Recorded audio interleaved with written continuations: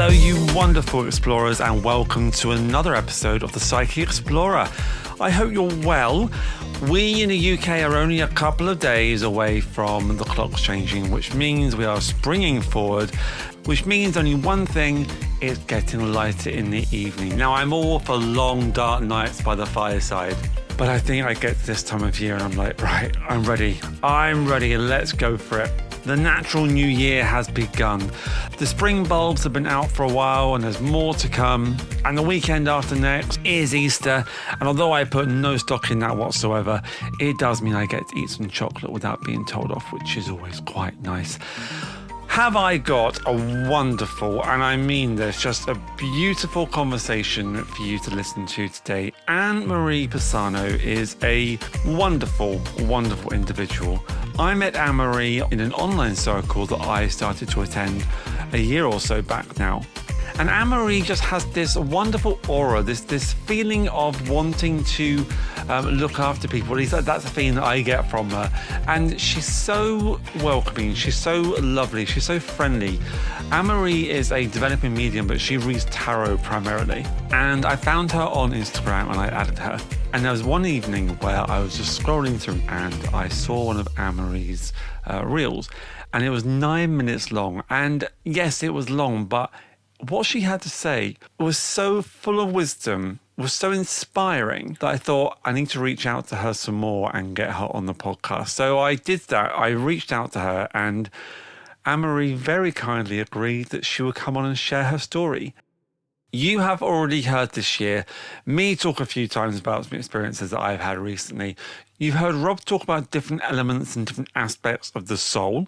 You've also heard Kim Charlson talk about spirit guides, and you've even heard Kim channel her spirit guide, Monty. I want March to sort of just be a bit of a reset. I want to introduce more people's stories, where they began, how they found stepping onto this psychic journey. Was it challenging? Was it easy? Was it natural? Was it difficult? How did they find talking to people about this once they had come out, in inverted commas? I hope you find this conversation as beautiful and as gorgeous as I do. Without further ado, here is the wonderful AnneMarie Pisano.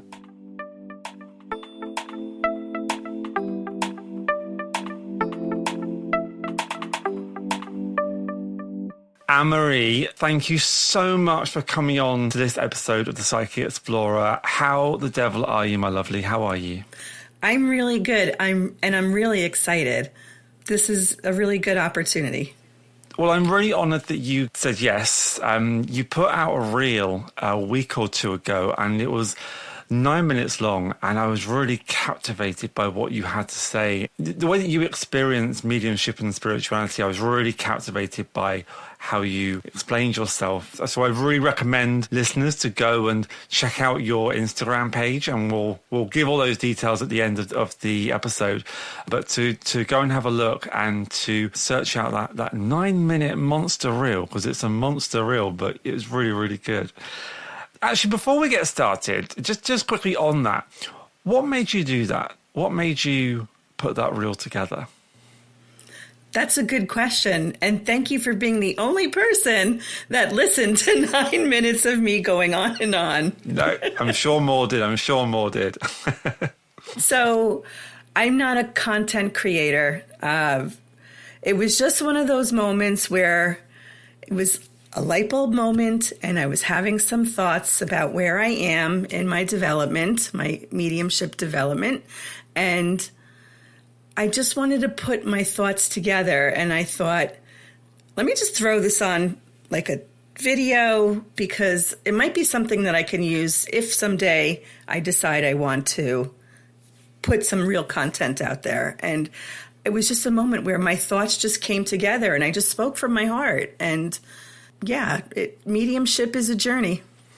I thought it was brilliant because you were so eloquent and you did it in one take. There were no cut scenes or anything, so you did it all in one go. For me personally, I'm useless at that. I need to cut everything up into like little, millisecond things to make it coherent. But every guest I've had on so far, they've had a topic, they've had a modality that they've been on to talk about, whether that be trance healing, whether that be holistic healing, whether that be running circles or tarot reading.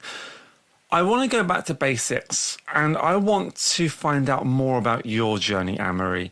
But before we go there, can I ask for you to introduce yourself to my listeners? Certainly. My name is AnneMarie Pisano. I live in New Jersey, across the pond from you. And about 3 years ago, 2.5, possibly 3 years ago, I realized in my meditations, I was seeing these eyes and looking at me, and I wanted to find out more about it, and that opened up my desire to connect with people in the spiritual community to find out more about what these really awesome things I was starting to experience. And so I am a developing psychic medium. I love tarot. It's my favorite modality. I love mediumship too, but they're so different. One feels more like it's for me to have fun, and the other one feels more like I'm helping and supporting other people in their grief and their own desire to make sure that their loved ones are okay and get closure in mediumship. You and I have spoken several times on Dana Willey's online circle, and we've read for one another online, and you always read so beautifully. Because you read so beautifully, I was under the impression that you have been doing this for much longer than just 2.5, 3 years. So I wonder if you wouldn't mind taking us back in time to little AnneMarie, and can you paint a picture of who she was, what was she like, and were there any signs of your ability back then? That's a question I've been asking myself recently, because I say this didn't start for me until like 3 years ago. And there's a reason why this started for me 3 years ago. And that's part of the reason that I made that reel that you were talking about. I now see there were so many signs that I had a spiritual relationship, that I had an ability to do psychic awareness and find things that people were missing. And I felt the presence of people's loved ones from a very, very young age. I spent a lot of time alone as a child. I have the world's biggest family, and I was the world's loneliest child, is how I like to describe it. From the time I was 4, as my early childhood memories, my mother was taking care of my oldest sister, who has cerebral palsy.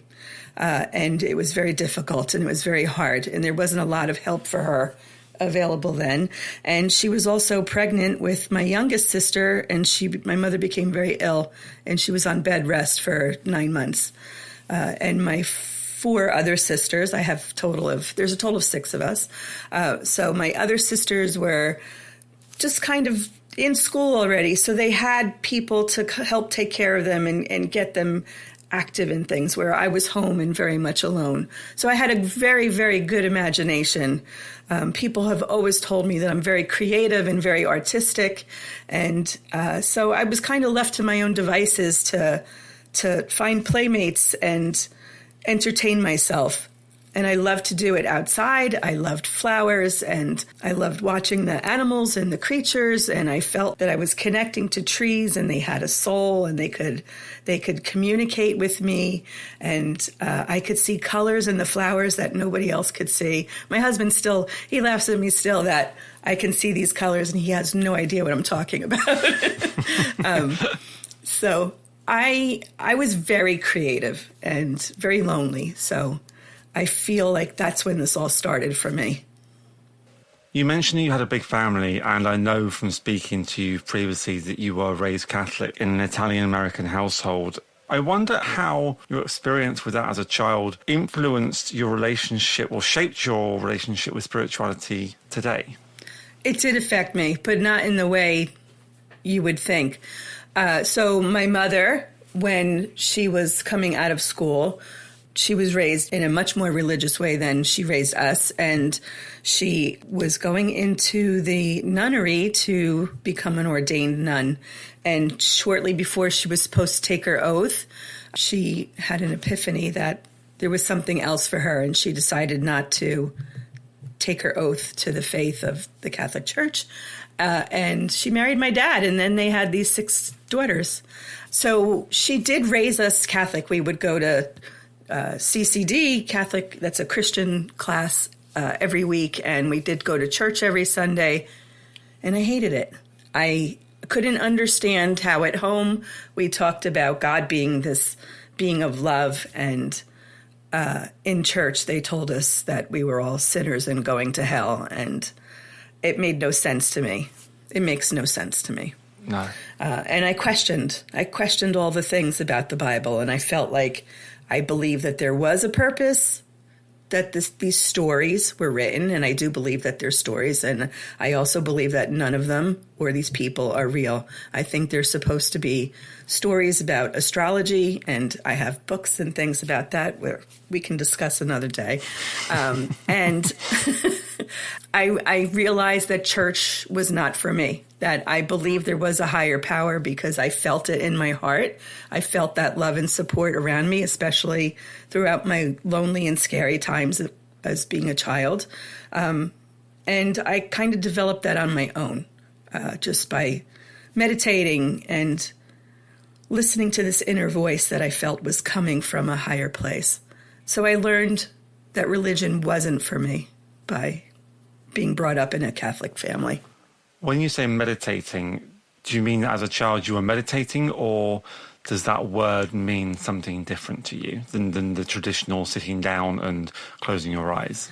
Yeah, so I didn't know I was meditating as a young child. Again, I spent so much time alone. I used to love to just sit outside and feel the sun on my face, and I could feel things stirring in me. And I just felt so much comfort, and I didn't know what it was. I didn't know I was meditating.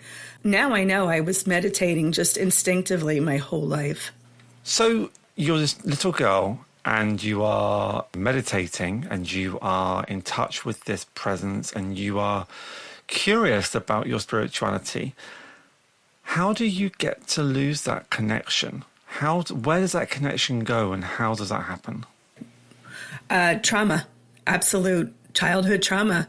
I love my family. Every Sunday, we would have 30 of our intimate family members, all my aunts and cousins. Every Sunday, we would have Sunday dinner. We had to be home at 2 o'clock or go to my aunt's house at 2 o'clock. And we would have this big feast together. And those were my favorite days because it just felt like everything was right. But you don't really know what's going on in people's homes behind closed doors. And my father was an alcoholic, sometimes violent. My mother was severely depressed and overwhelmed with taking care of a very sick baby and a sister with cerebral palsy with no help. She was also very violent. My sister was. And I just didn't have enough direction. I didn't have enough support. I tried to make friends, but it wasn't like people understood why I was so quiet. And then I just kind of lost it because teenagers don't really know how to put their lives together in a way that's directed without the help of adults and role models. And then I got married. I was 19. I was a week before my 20th birthday. My husband and I got married. We had dated in high school, and he's a year older, so there's no way our parents would have let us live together, being Italian Catholic. So we said we wanted to go create our own life together, and we got married. So then I had babies right away, and I was just busy with day-to-day life, and I lost my spirituality because I just was trying to figure out who I was as a person. Well, you're also living, which I think it's very easy when we go down this reawakening path.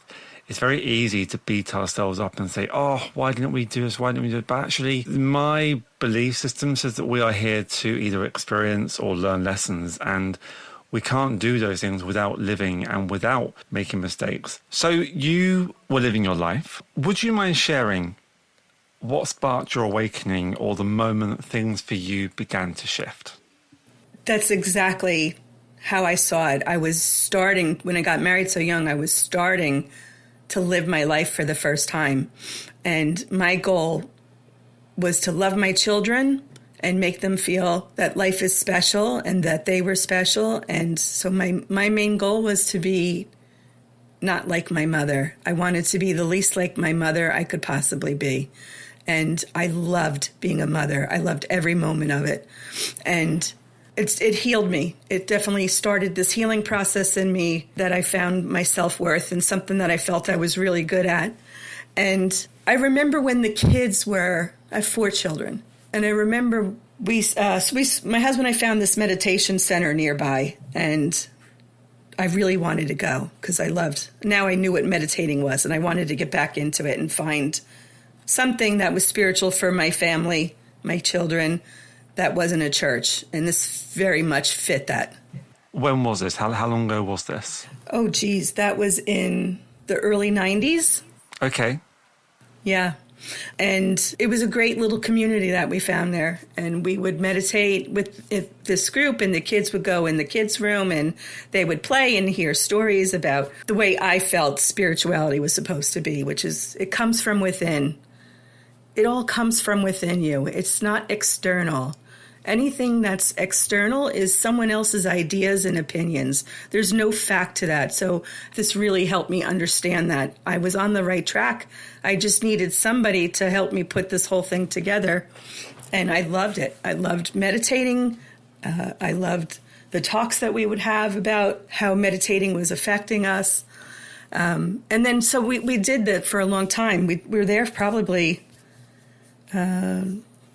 I think we were there for like 8 years. We lived down there in another part of the state. And then we moved. So I lost that community. And then life with teenagers became very hectic. And again, I had to start living life because my kids needed me more. And they were going through some hard things. And I had to be there for them. And I gave up doing things for myself. So I lost my spirituality again. Your spirituality throughout your life, AnneMarie, has ebbed and flowed. It's sort of, you've got into it, you've come back from it. You've got into it, you've come back from it. So how did you come to your current awakening? I'll put it that way, because it sounds like you've had several throughout your life. So your current awakening, what brought you to that? I know exactly when that happened. So 2020, the year the world got hit with COVID, I have severe asthma, and my pulmonologist told me when this thing hit our area, he told me not to leave my house. He said, you won't survive this. We have nothing to help you. We don't understand it yet. And if possible, you just need to hunker down and wait this thing out. And I fortunately work remotely. I work from home. So my kids weren't living at home at that. They've all moved out since then. Fled the nest? Yeah. And I was fortunate that I was able to just stay home. And my husband was very patient and understanding of my need to just not leave the house. So for 1.5 years, until the vaccination came out and there was medicines that were helping patients, I literally did not leave my house. I feared for my life, and it became overwhelming. I was having severe anxiety.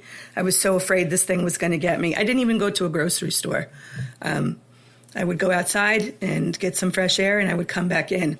And I started to remember how much meditating helped me. It helped me when I was feeling anxious and lonely and depressed, and I was having all of that at this time. So I just started meditating again, and every day I would go sit outside at lunch, and because the sun is my favorite place. Meditating in the sun is just the most beautiful thing I could feel as a human being.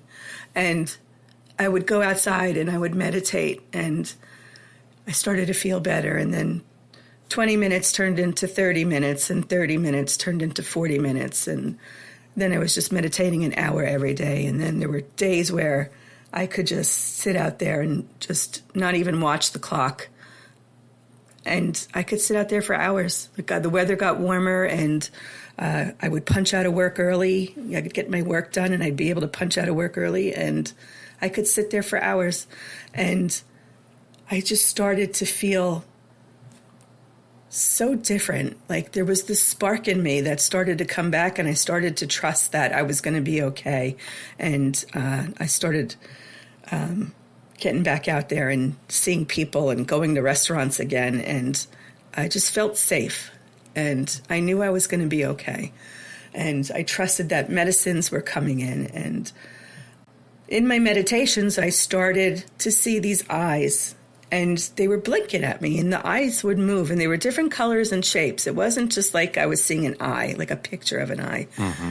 And I was like, what? Why am I seeing these eyes, and why do they look so real? Like, this is just, I don't know what this is, but I knew there was something to it. And I had met a psychic on TikTok. I had just started an account on TikTok at that time. And I booked a session with her. She said she could channel. And I was really curious about that. And when I met with her, she told me things about myself that she could not have Googled, she could not have seen on Facebook. And I knew she was legit because she was speaking to me. She was looking at the inside of me. And I asked her, I said, I'm meditating and I'm seeing these eyes. Can you tell me what's going on? She's like, oh, your guides are saying that you're a medium and you're looking too close to them. They want you to pull out. And I just thought, this is the most stupid nonsense I've ever heard of in my life. I love the honesty. This is all rubbish. A lot of rubbish. Rubbish. And I just laughed at her and I said, no, I'm not a medium. And she's like, no, they're telling me you are. You've opened up a channel and you just need to pull out. You need to pull back and you'll be able to see their faces. And I just thought, she's crazy and I'm crazy for even thinking that this is real. But a part of me was like, you know what? My whole life, I have felt that I was psychic. People would lose things. I had a friend that lost his eyeglasses. We were on a canoe trip and his glasses fell off his head into the water, and this stream was moving. It was swift and moving. We were with a group of people. Everybody started like feeling around, and I'm like, no, something was telling me to go the complete opposite way. And I just started walking, and I stopped, I don't know, like 20, 30 feet away from where the boats were.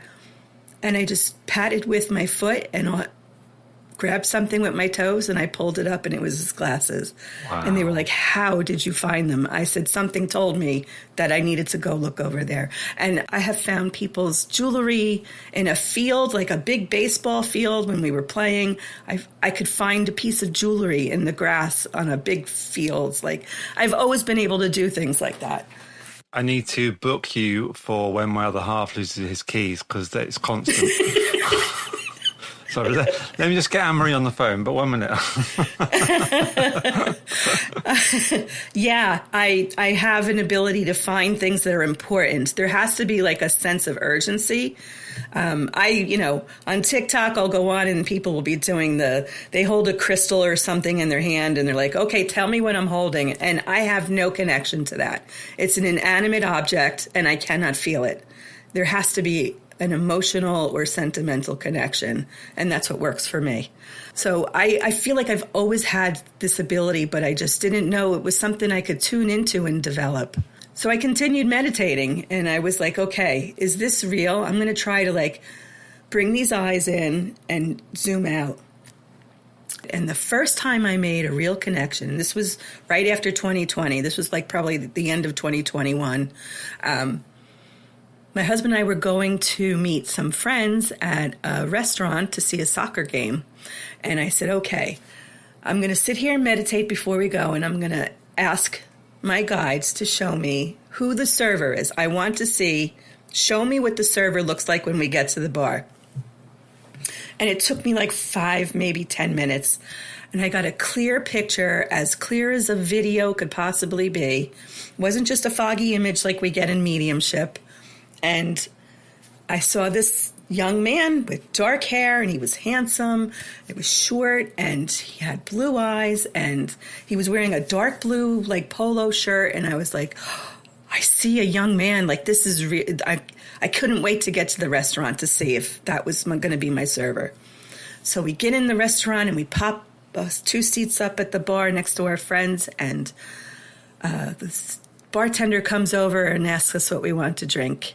And he looked nothing like the young man I saw in my little vision. And I was like, okay, so much for that. And the game came on, and we ordered a beer, and then we started to get hungry, so we ordered some lunch.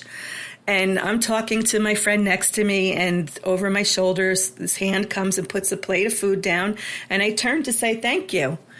And it was the person I saw in my vision. And my mouth just dropped, and I said, oh my God. And he looked at me and he's like, are you okay? I'm like, I know you.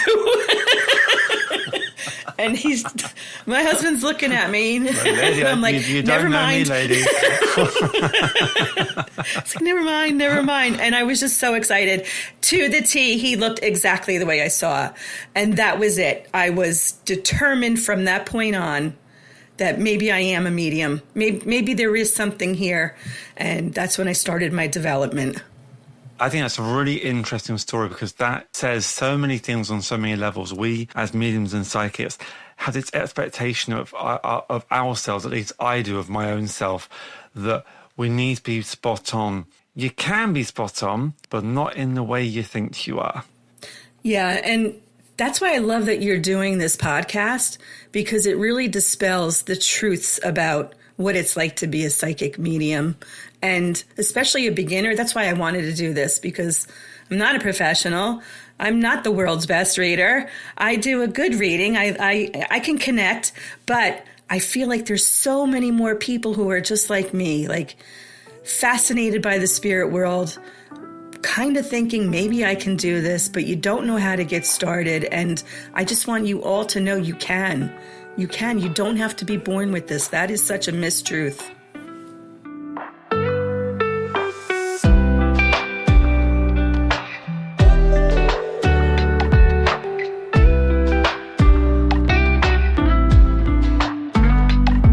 So much of what AnneMarie is saying here is ringing true to me. We all have it. We all do. I truly believe that. But I do also think that a lot of us wait for permission from someone else before we actually accept it. I wonder how much of this story is resonating with you. You can reach out to me at the.psychic.explorer, Facebook, Instagram and Threads. I would love to hear from you, and I'd love to hear what impact this episode is having on you. You can also find AnneMarie at Instagram. Her tarot Instagram is AnneMarie, that's AnneMarie_tarot. I will put all of her details in the show notes for you though. Okay, enough promotion. Let's get back to this wonderful conversation with AnneMarie Pisano.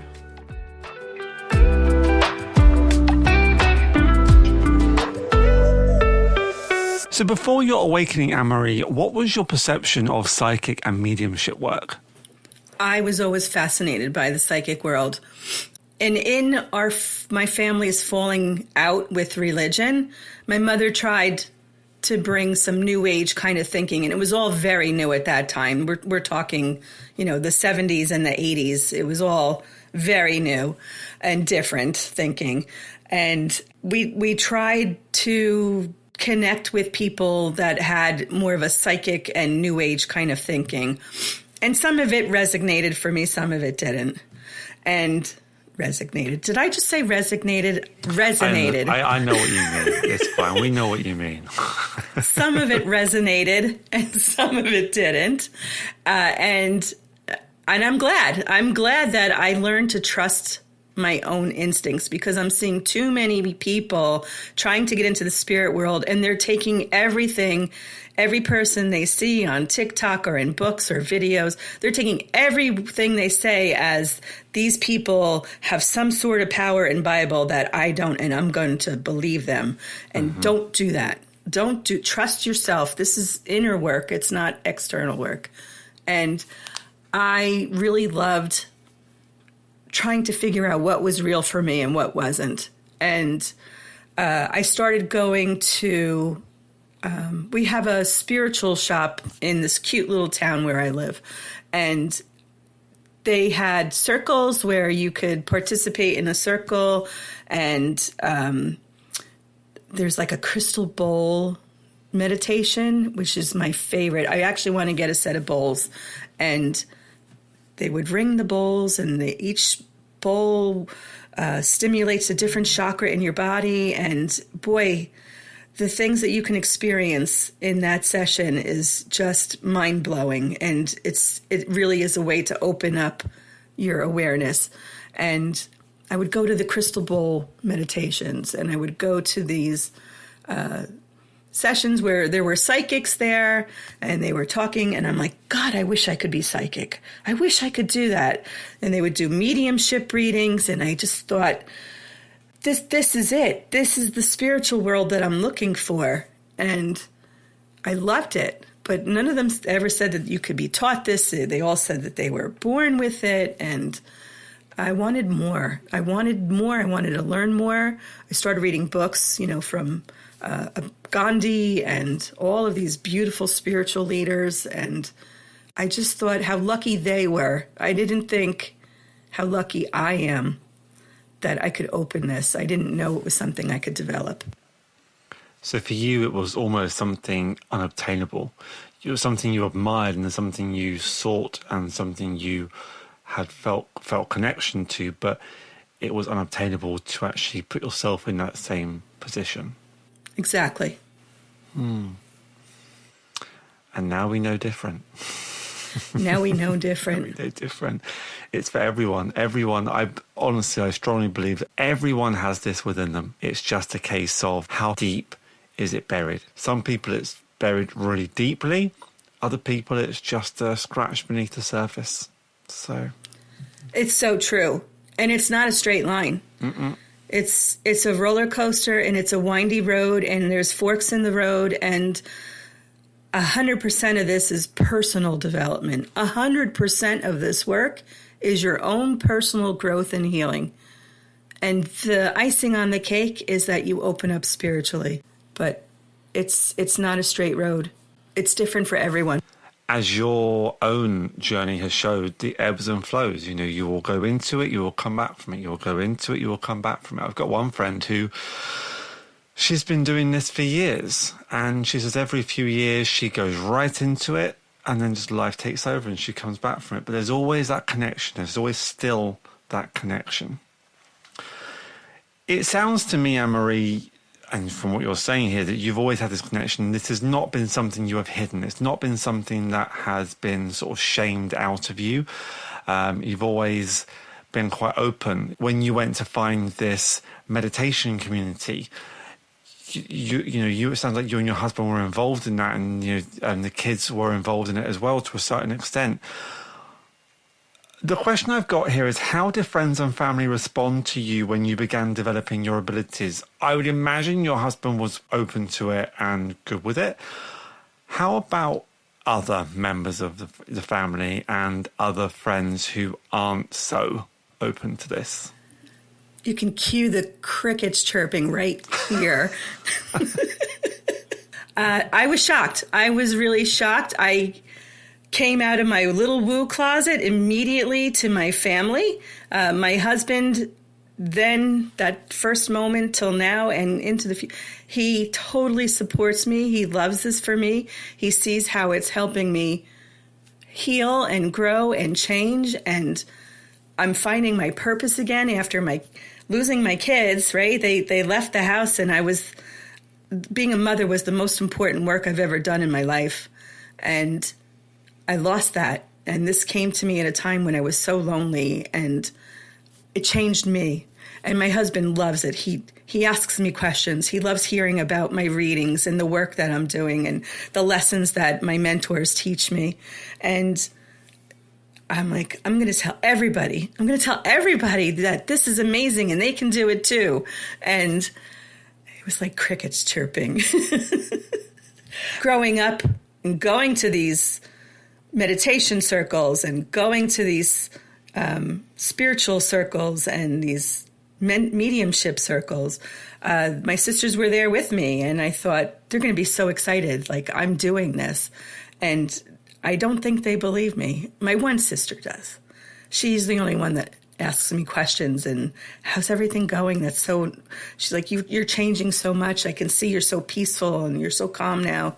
And she asks questions. So I was afraid to tell my friends. I thought, oh boy, what are they going to think, right? How do you know somebody your whole life, and now all of a sudden they're telling you, oh, they're a psychic medium and they talk to dead people, and sounds really cringe and like you're losing your mind. And then last year we went away. We do a vacation with our friends every year, and my one friend started talking about somebody she lost, and I was just nodding my head, and by the answers I was giving her, she's like, you are helping me so much, like with my grief. Like, how do you know all this? And I was like, okay, this is one of my good friends. I'm going for it. I'm going to just say this right now. And I said it. And they were both like, oh my God, you are? Really? What did you say? What were the words? What were the words that you used? I said, you don't know this, but I've been developing as a psychic medium the last couple of years, and my ability to channel people's loved ones that have passed on and to be accurate with getting information psychically about people, issues that they're having in their life is really starting to progress for me. And I'm doing practice readings with people that I know nothing about, and they're telling me that I'm very accurate, and it's very helpful. And my one friend who I'm very close with, she's like, oh, I would love it if you could, bring my dad in. And I was like, I can't read you because I know everything about your dad. What can I tell you that you know? That I don't. I already know this, right? And she's like, oh, I get it. So that like helped them understand, like, we need to tell you things that you know about them, not me. So they were very interested, very, very interested. And actually, this is a really good story, Matt. It was around this time last year, I was in a practice circle working with a medium who does not know me, does not know anything about me. And she started talking about this man. And I'm like, I know you're connected, but I don't know who this person is. Like, I can feel your power, right? We feel each other's power when we're reading. Mm-hmm. I said, but I don't know this person. And I'm thinking, I'm like, is this an old neighbor? Like, who could this possibly be? And the more she kept going on, I was like, I know who this is. I said, give me 1 second. I have to Google to see if this person has passed on. I haven't spoken to this person in a long time. And I did. And I found out that my father-in-law passed a couple weeks earlier, and my husband hadn't talked to his father in many years. Wow. He lost connection with his family. And I didn't know. And I found out in a practice circle, and she was so accurate. And he came through with an apology to me, and he came through with an apology to my husband. I was not prepared for that moment. Was definitely not prepared that I had to be the one to tell my husband that his father passed away and nobody in his family had told him. God. And I actually talked to Matt and Dana about it because I was just in tears after this session. And they really helped me. And they said, how blessed, how lucky you are that you get to be the one to tell your husband this, the person he loves and trusts the most in the whole world, instead of finding out through a friend of a friend or on Facebook or social media. And that's what gave me the strength to sit down with him that night and tell him. We had a beautiful talk after that. I told them this story. I told my friends this story, and they just were fascinated that that's how real this is, right? That's how real this is. There's so much healing and closure and comfort and questions that can be answered, and I love it. Okay, AnneMarie, you have told us so many stories so far, and they are all wonderful. I think it's really why I wanted to have you on, because I want to get back to what this podcast is all about, and it's about the honest experience of people finding their power and stepping into their mediumship. And I think your stories that you've told us and your your journey has been fascinating. I wonder, now you look back on it, now you are really stepping into your own power and taking the bull by the horns, as my mother used to say. What would you change about your development, if anything at all? Wow, that's such a good question.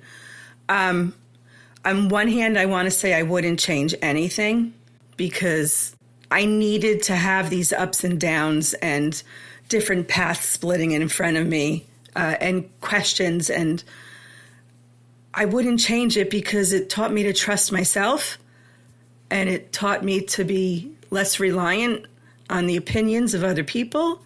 It taught me how to set boundaries with people. And just because somebody may be well liked in the spiritual community, it doesn't mean that they're your cup of tea and there may be a little bit of vinegar there. It's okay to set those boundaries and be selfish because people think being selfish is such a bad thing, but it's not. It's self-care. Being selfish can be the self-care that you needed to learn that you have to take care of yourself because nobody else is going to. I'm always going to be in development. I don't know if I'll ever do this professionally. It would be nice, right? Of course, it would be nice to achieve something out of this, but I'm getting what I need out of it. And it's my own personal development. It's my healing with myself. It's my healing with my family. It's my connection to the spirit world and really believing that this really is our purpose, is to find ourselves and find our way, and connecting in the spirit world is how we're supposed to do it. And to trust that it all comes from within. It's not external. It's not the books. It's not what other people tell you what it is. It's your own experience that happens within you. I don't think I would change what I've done.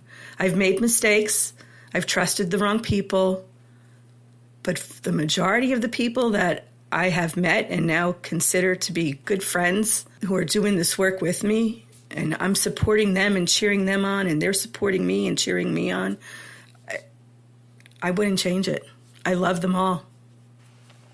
You just touched upon whether you want to do this professionally or not, and I wonder, do you have a sense of where you want this to take you? Do you have a sense of where you want your mediumship to take you, or are you happy to follow the road wherever it might take you? I'm definitely just going to follow the road. I feel like I don't know where the road is going to take me. I'm just trusting that my journey is only just beginning 2.5 years later. I'm still not at a point where I can make that decision. I love doing mediumship readings. My psychic awareness is really starting to blossom, and I'm getting really good evidence and feedback from my clients that I'm helping them in those areas of their lives. I would love to do this professionally, but only if I feel there's value in them. And right now my readings are still kind of choppy. You know, some people I have a really beautiful connection with, and others it just feels like so-so. And I love telling people that when I do a reading, like if I do a psychic tarot reading for someone and they're like, can you, I have these questions and can you look at this and this? And I will. And I'll just be like, just kind of feels like nothing's changing right now. And I know that's disappointing when you book a psychic tarot reading and you have these questions and somebody's telling you, yeah, nothing's changing, not for a while. And that could be disappointing, but it's the truth, right? Yeah. So we all have those periods in our life where things are just kind of stale and flat and nothing's really changing and things are still the same. So every time you get a psychic tarot reading, it doesn't mean, wow, wonder what they're going to tell me, what's coming. Most likely, it's more of the same. Yeah, absolutely. You said a moment ago that you find that some of your readings are a bit choppy. I wonder who finds them choppy. Does the sitter tell you that they're choppy, or is this something that you just feel that they are and you're just not happy with your performance that day, but actually that sitter has gone away with something maybe? That's a really good point. It's definitely me. There's some readings that I do, and like my special spice, I feel like my clairsentience is my strongest clair ability. And I love when I can really feel this soul's, how they felt about the people in their life, or how they felt about their hobbies, or how they felt about the world that they lived in, and how they felt about themselves. And that's my favorite, because nobody can Google that information. And it really brings to heart what their person was like and makes them feel like their person really is present in this reading. You know, getting dates and names, I get those, but they just feel kind of flat. And I don't know why people are so impressed by, wow, she gave me his birth date, because I told you how they felt about you. And to me, like, that's the best part of a reading.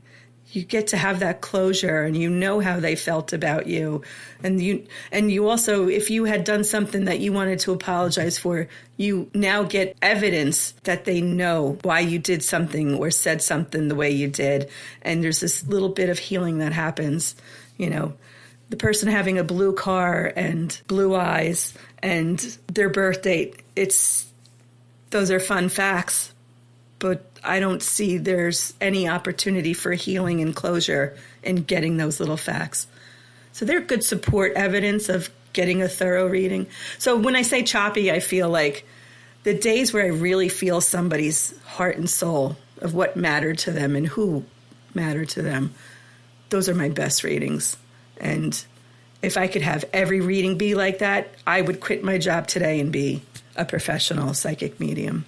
I think it's a really good example of how no one medium is the same, because for me, to be able to pull through that evidence of they had a blue car or a date or a specific name, to me, that is like gold. That's like, wow.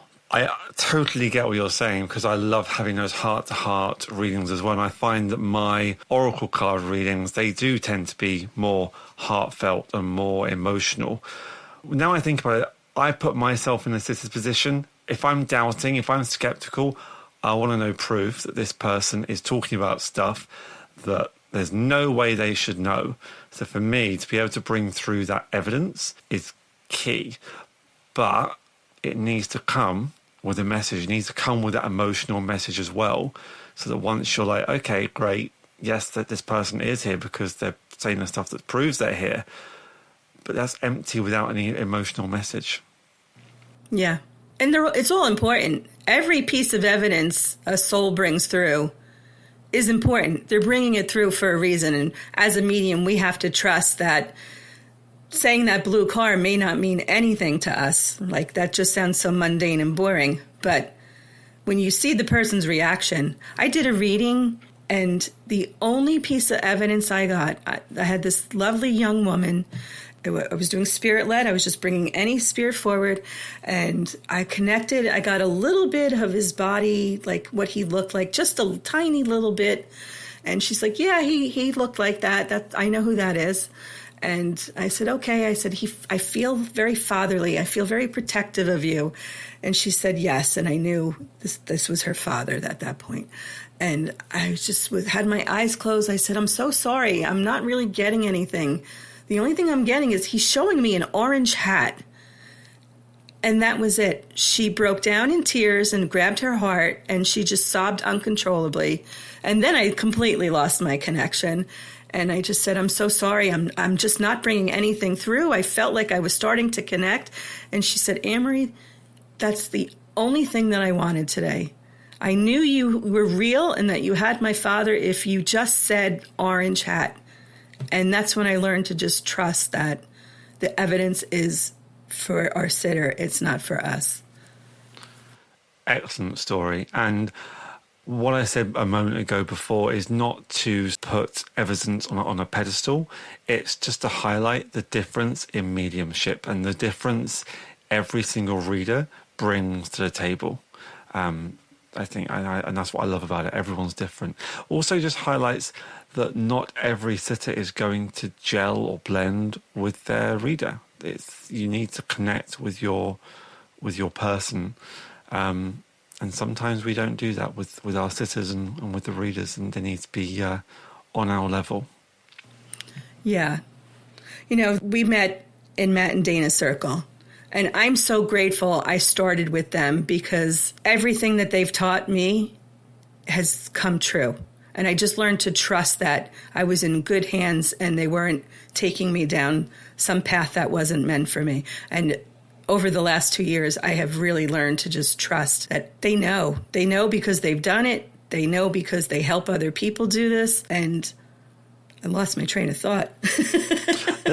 They support, and they are, by the way, they are not sponsoring this podcast, but we will give them a good plug. I thoroughly recommend them as mediums and as trainers. But yeah, they know their stuff. And again, it's mediumship with heart. It's heart. It comes from the soul. It comes from within, doesn't it? Yeah, the heart part is really the core of how they teach. Okay, a couple more questions. Let's have a look here. So one of the questions I want to ask you, and I haven't given you this question yet, so I'm going to spring it on you if that's all right, AnneMarie. Did you ever want to stop? And if you did, what kept you going? I have never wanted to stop. Absolutely have never wanted to stop. But there were points over the last 2.5 years where I had some personal issues going on in my home life that broke me, and I lost my ability to connect, and I had to trust that they were just giving me a break to connect with the spirit world because I had bigger things to focus on at home. And I was so worried I was never going to get my ability back to do this. It was scary. Living life again. Living life again. You know, this can be all-consuming, and it's very easy to get into your headspace of, got to do mediumship, got to do it. But actually, we are here to live life. Yeah. And that's something I want to talk about in a future episode about taking a break. And I think that's really important to highlight as well to anyone who is coming into their development, that they may not think they want to, but one day they will want to take a break, and they will need to take a break and just take a step back to just appreciate how far they've come, and again, to live life. Yeah, there's a balance there. There's definitely a balance there. And the breaks are good, because when you do come back, it feels like the beginning again. And there's this newness, and you feel this love and support from the spirit world that they're excited to have you back in their presence again. And it's lovely. The breaks are hard, but they're good, and take them. Mm-hmm. Yeah. Okay, I know you're a tarot girl, but I don't know if you're into your crystals or anything like that. But do you have any rituals or practices which you use or you do to stay connected? So I like to tell people I'm a mundane medium. I've written this down. I remember from our chat before, you said the mundane medium. I was going to say, you are anything but mundane. No, I don't have any type of rituals. I started saging, my room, and I started putting crystals on my deck.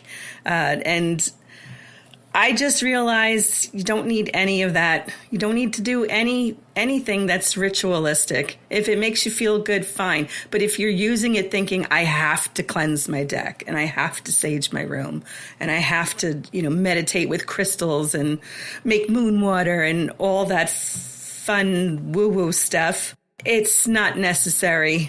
I don't do anything. Moon water. I've not come across this. I don't know what. I've never heard of it.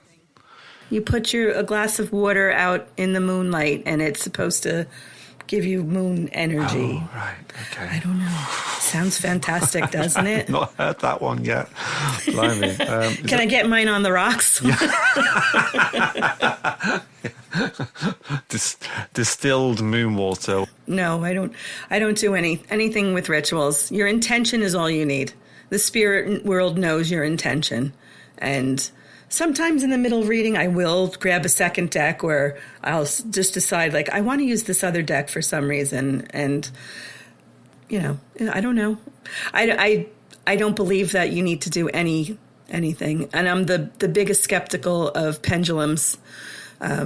Hang that pendulum on a rod, and if it moves by itself, then I'll believe it. But when you're holding it in your hand, you're moving it. I'm sorry, but you're moving it. In a previous episode, I was saying, I think it was in the sexuality and spirituality, the one where I was talking with Delana Luna, and I was saying to her that there's so much competition and so much stuff within the spiritual community where some people say yes, they swear by it, other people say no, it doesn't work.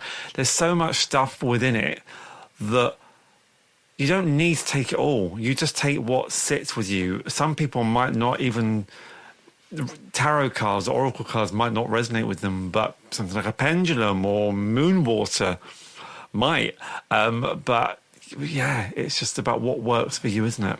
Yeah, do it. I mean, if it makes you feel good and you're having fun, do it. Do it. Get your Ouija boards out, right? But AnneMarie wants proof.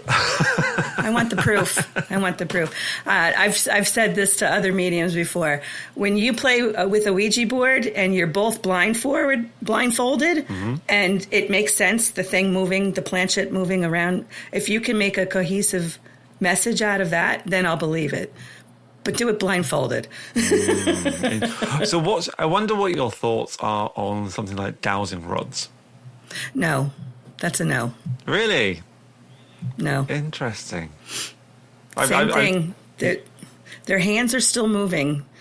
There's something about the warmth of your hand on copper where it's heating up, and that's why you don't put boiling water down your kitchen sink, because the pipe will seize up because it can't take the heat. So I don't know. No, I don't believe them.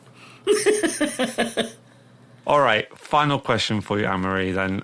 What advice would you give to someone who is just about to step into their abilities and begin their exploration? Get off of social media. Mm-hmm. Use your discernment. Don't just trust somebody because they sound like they're a professional and they sound like they know more. And if they're telling you things that bring fear, they're not speaking from spirit. Spirit is love. And if it doesn't make you feel loved and supported, then they're not real. They're not telling you truth. Yeah. And meditate, because the answers, this is internal work. The answers come through your meditation and your development with your own spirit guides or angels or whatever you want to call your support system. It comes from there, and it comes from that relationship that you build with them. Like, I love my mentors. I love all of them. I have 5 that I work with. And I love them and I trust them because they're making me trust myself. They're helping me learn to trust myself. And I don't agree with everything they say, so I just take what's working for me. And some of them have opposing opinions on some things, and I'm okay with that. And I think that they would both applaud me for setting those boundaries and not taking everything they say. Yes, this may have worked for them, but this is also working for me with this one. So I'm kind of blending my own cup of tea here. Oh, I like that phrase. Don't just follow one person. Trust your instincts. Thank you so much for doing this today, AnneMarie, or tonight. Today for you, tonight for me. Thank you so, so much. Where can people find you? My Instagram is AnneMarie Tarot, Anne with an E, and Marie, I-E, Tarot, like the cards. You can find me there. You can also find me on TikTok the same way. I'm not much of a creator. I'm hoping as time and experience grows, I will definitely start to speak more out in public. Doing this podcast is a first step for me of putting myself out there. But thank you for inviting me. I always love talking to you. I love when we get to work together in our practice circles. And I love this podcast. I love the message that you're putting out there for people. Oh, bless you. That means a hell of a lot, AnneMarie. Thank you so much. Are you doing bookings? If people want to make a booking with you for your tarot or for your mediumship, are your books open? How's that working at the moment? Yes, my books are open. I have 2 types of tarot readings that I offer. One is like if you just have a couple of questions and you want to just like get right to the heart of your questions. I do. It's more of a basic psychic tarot reading. The other one is more spirit-led, where I'm just going to do a full spread. It's like a 12-card spread, and if mediumship, I feel drawn to mediumship, I'll combine that in also. And then I have my mediumship readings. And those are free right now. I may start charging a small amount of money because the amount of people that just don't show up. And, I give a lot of my time. I take this work very seriously, and just show up. Just please show up. So my mediumship readings are free, and I do have two. I have just a general spirit-led type of session, and I also do pet mediumship, which is my favorite. I love to do pet mediumship. Okay, right. Tell me more. What is this, and what does this involve? So it's actually an animal companion reading. If you have lost any type of animal companion and you'd like to get a message from them, I can bring them through the same way we do in mediumship, where they will show me how they looked, what type of animal they are, their favorite food, their little quirky habits, a cat that has a snaggletooth. And I've brought in through some strange animals, and unexpectedly, where these are also spirit-led, I don't want to know what kind of animal, because you're very limited to what type of information you can pull. So getting the species right is the first thing that I can do for you, is tell you what kind of species of animal I have. So, of course, I've done cats and I've done dogs, and I've done a ferret. I've had a ferret come through. I had 2 horses. That was an amazing experience to feel what a horse feels like and what they think, and the things that they retain. It was very different from a cat or a dog. And then I did another reading.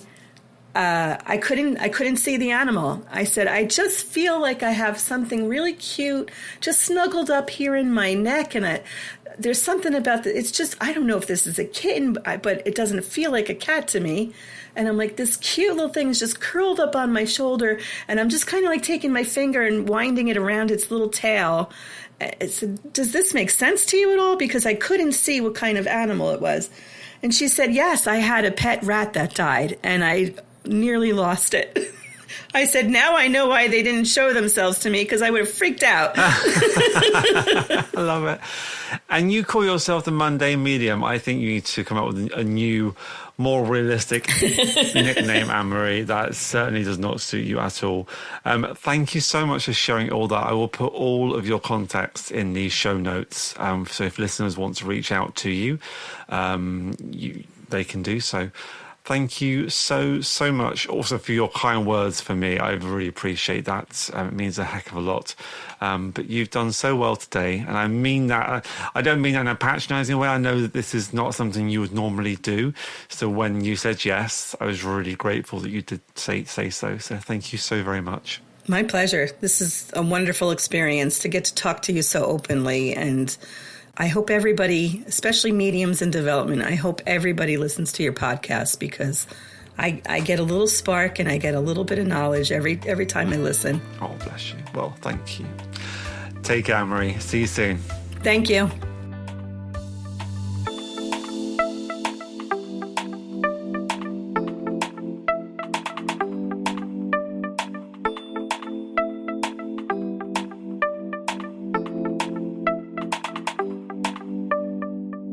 The brilliant, the wonderful, the fantastic AnneMarie Pisano. What did you think? I love it. It actually warms my soul when I hear a conversation like that.